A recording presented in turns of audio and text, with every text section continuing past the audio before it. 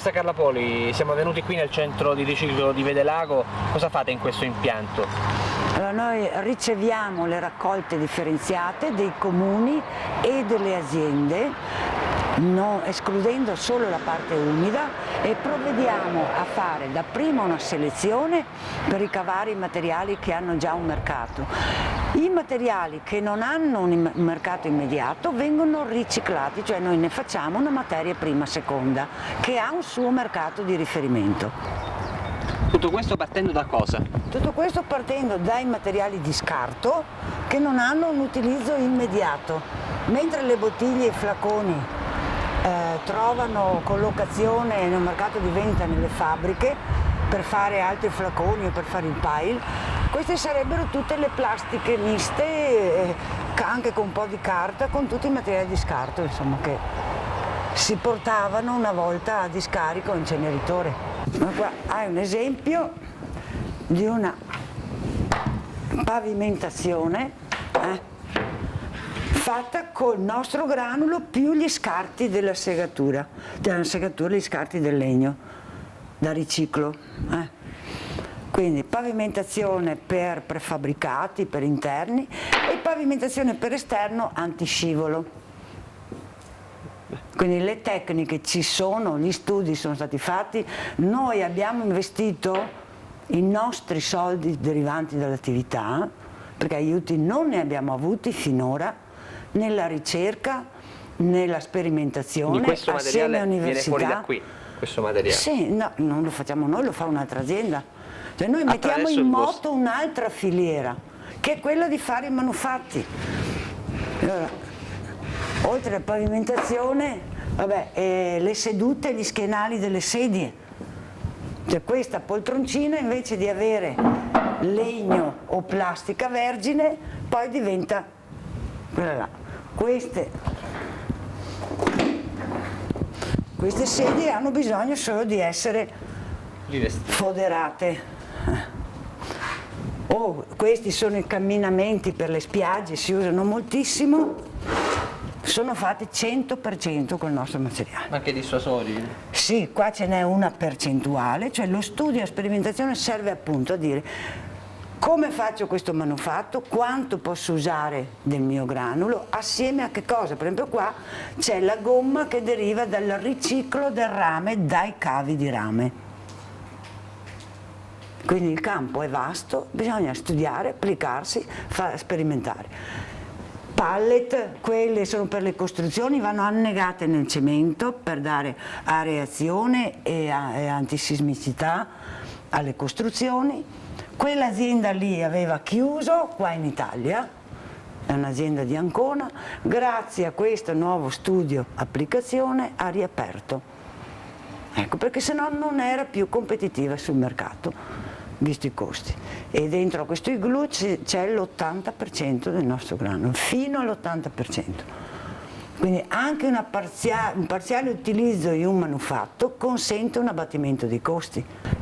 L'importante nel nostro sistema, perché non è che noi abbiamo un impianto che si può replicare, si può portare, funziona là, facciamo anche noi, no, abbiamo un sistema che parte dall'organizzazione del territorio, quindi ci vuole l'aggancio con l'ente pubblico, perché al pubblico è demandato per legge la raccolta e la gestione del rifiuto urbano, no?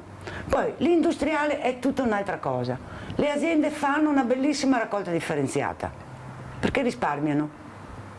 Non c'è bisogno di tante storie, capito? La domanda, diciamo, imparano a fare gruppo San Pellegrino, gruppo Avera, Gatorade, Benetton, tutto il gruppo, hanno la mensa, fanno tutti la raccolta differenziata, per il semplice motivo che risparmiano. La domanda che gestione. poi diventa anche una speranza è se un metodo del genere si riesce a esportare, non so, in Campania, dove c'è una situazione che ha i limiti della sopportazione. In Campania bisogna mettere in moto gli impianti ci sono, solo che sono fermi. Lì perché li hanno trasformati, non fa più il CDR. Sapere perché va portato in discarica, va portato all'inceneritore, bene, o va là o va a riciclo. Ma secondo lei il materiale o vai in un posto o vai in un altro. Una montagna di ecoballe che non si sa cosa c'è dentro? L'ecoballe è tutto un altro problema. bisogna sapere che io non tratto materiale che viene tutto alla rinfusa. Se si vuole fare questo percorso, guarda che è la terza volta che te lo dico, se si vuole fare questo percorso bisogna fare a monte una raccolta che sia adeguata, perché nel casino non ci mette le mani nessuno. Invece se ci arriva la raccolta della frazione secca non deve esserci umido, se non il 4-5% come noi verifichiamo. Allora l'errore noi correggiamo, la percentuale di errore, non la Il 100%. mescolanza. Ecco. Allora se non si vuole fare questo, allora si porta a discarica. Ci sono delle regole ben precise, è una cosa ovvia, talmente ovvia. Allora dico, se un'azienda mescola i suoi scarti di produzione, che sono sfridi plastici, con il materiale che gli proviene dalla mensa, tu capisci che nessuno ci può mettere le mani, noi ci mettiamo le mani sul materiale, ma deve arrivare materiale, non rifiuto. Chi fa la raccolta differenziata deve capire questa differenza, che è sostanziale. Allora, partiamo da questo che è il riciclo, no? Cioè io trasformo in una materia prima e seconda, ecco, puoi vedere qua, si vede bene,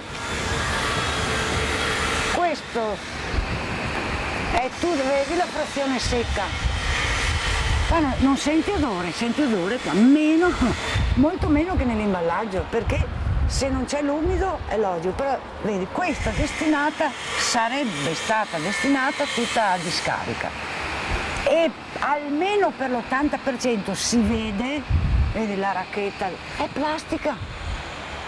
Quindi con queste considerazioni noi siamo partiti. Voi mettete le mani in questa... No, questa va direttamente in lavorazione. Ma la controlliamo e vediamo se è divisa correttamente. Questi invece sono imballaggi plastici che non hanno mercato.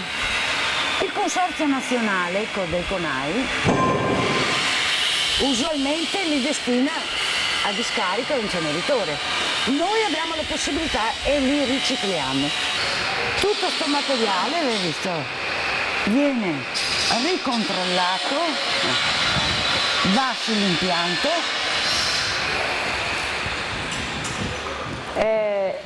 c'è una calamita, se c'è il ferro, qui c'è ulteriormente recupero di ferro e di alluminio, per dirti.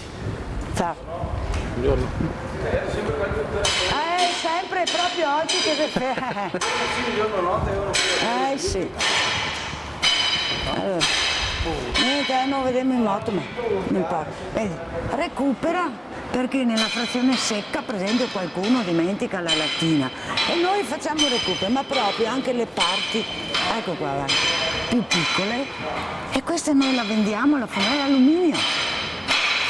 Quindi le macchine ci sono per fare questo lavoro. Trova impiego proprio. Ma secondo lei da materiale compromesso come la questione delle ecoballe a Napoli si riesce a fare questo lavoro? No, nelle ecoballe io non so cosa c'è. Questo no, se c'è la parte umida no. Non si può fare. Se sta andando in fermentazione vuol dire che c'è dell'umido dentro.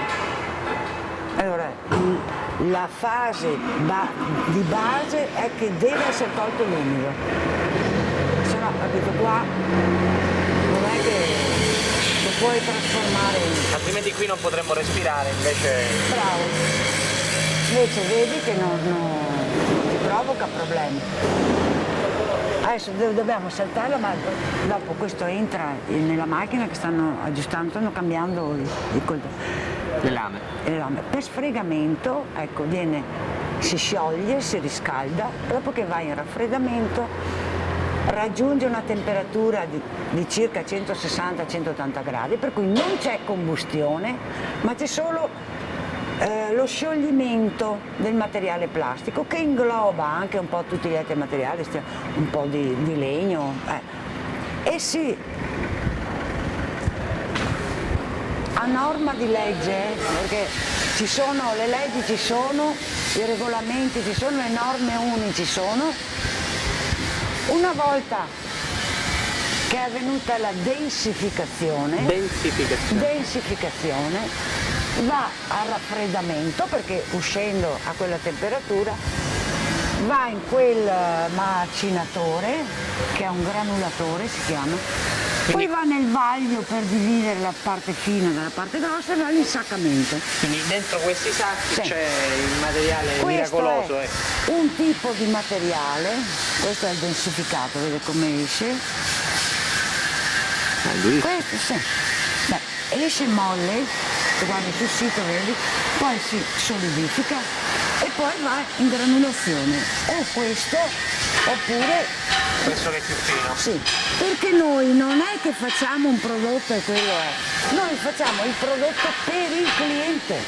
C'è chi lo vuole un po' più Io grezzo. non ho materiale che è qua, tutto il materiale è ordinato, prenotato, noi produciamo sempre per il cliente. C'è un cliente che lo vuole più addensato, meno addensato, fai conto, più cotto, più crudo, ecco, più fine o meno fine, e noi glielo produciamo. Non è che siamo un supermercato che poi magari facciamo una svendita 3x2, capisci? Qua dobbiamo produrre per vendere, perché se 100 tonnellate mi entrano al giorno, 100 tonnellate mi devono uscire. Quante persone lavorano in un impianto come questo? Noi abbiamo 64 dipendenti, però alcuni materiali diamo da lavorare ad altre aziende, ci sono molte aziende in provincia di Treviso che si occupano di riciclo, che si occupano, per esempio queste cassette vanno consegnate a un'azienda che le lava, le tritura, fa le scagliette, poi questa azienda le vende a un'altra azienda che rifà magari cassette o fa le bacinelle. C'è un indotto anche. C'è un indotto, è stato calcolato da un istituto di ricerca, circa 9.200 persone addette all'indotto dalla nostra azienda. Quindi sono tutti quei calcoli che fanno. Potremmo farlo anche noi, però dovremmo dotarci di una macchina apposta, ma così insomma, noi facciamo il nostro lavoro, che è il lavoro base. Allora vedi, sopra c'è la piattaforma dove fanno la selezione. Tutte queste camere si riempiranno, una di bottiglie bianche, una di azzurra, una di colorate. Quando è piena la camera si spinge il materiale e va su in pressa. Attraverso questi nastri viene caricata la pressa, che è quel macchinario verde, poi vediamo dall'altra parte, e viene fatta la balla di materiale e portata nel deposito per il Invece questo è un polmone di accumulo, perché se si rompe la prima parte dell'impianto, nella seconda parte può lavorare.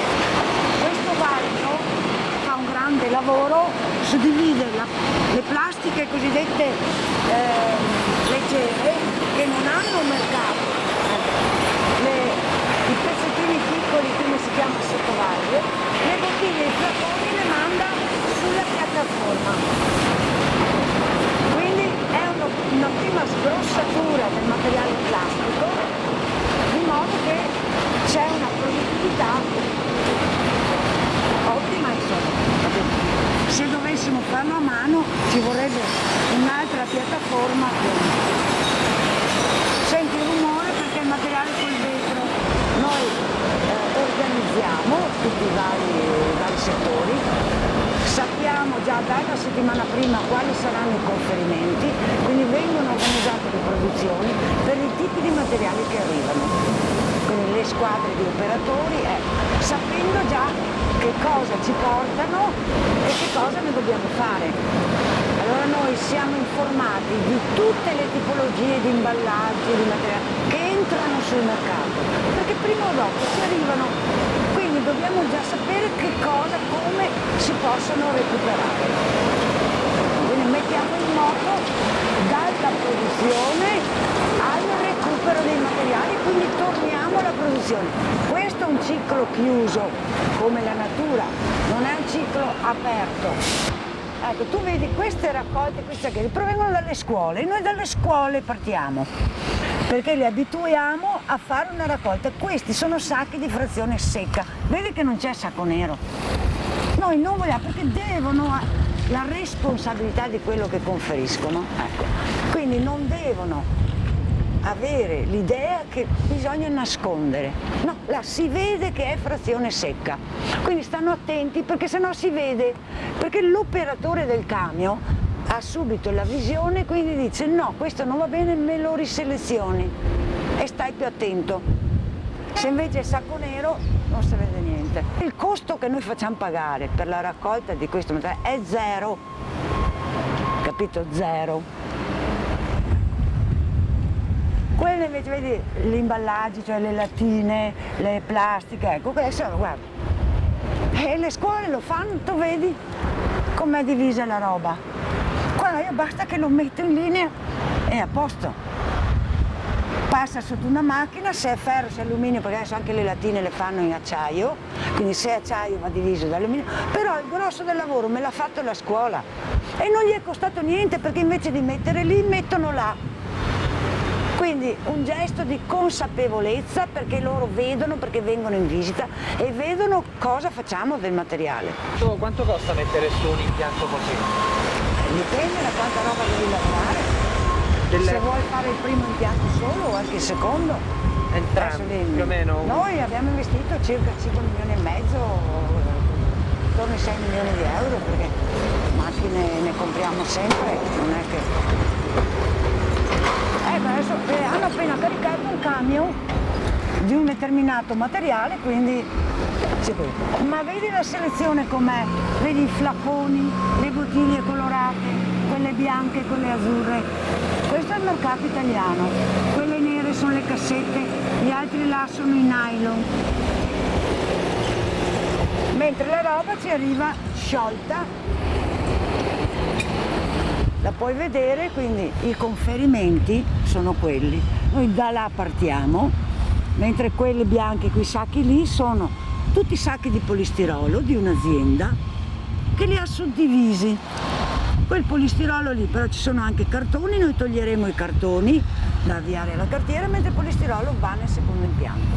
Quindi dopo questa attività c'è tutto il lavoro, quindi l'indotto fatto nascere, crescere proprio dalle tipologie di materiali. Per esempio in Sardegna, dove inaugureremo a breve il nuovo impianto, inaugureremo ufficialmente, nel senso che sta già operando, ecco lì è nata una cooperativa per utilizzare il granulo nel settore edilizio, perché loro la sabbia la comprano in continente, quindi gli costa un sacco di soldi, ne vanno a riutilizzarla, però stanno nascendo varie attività per utilizzare questi materiali e per far nascere un'attività devono studiare, quindi collegamento anche lì con le università, con l'istituto di ricerca, lì, insomma a Cagliari, Sassari ci sono ottimi ricercatori, non dobbiamo noi andare a cercare i ricercatori all'estero perché ne abbiamo, anzi i nostri vanno all'estero. Quindi l'abbinamento con le diversi laboratori universitari, perché una università è specializzata in una cosa e non nell'altra, quindi bisogna andarsene a ricercare. Ecco, quindi è un lavoro di pazienza, di costanza, è un lavoro insomma. Però possibile. Ma certo che è possibile. Cioè noi non è che siamo qua dall'anno scorso, sono decenni che... All'inizio era più difficile trovare delle soluzioni, adesso si trovano perché si è aperto anche... Poi, quando c'è la normativa, le regole che stabiliscono, tu basta che corri sulla strada, no?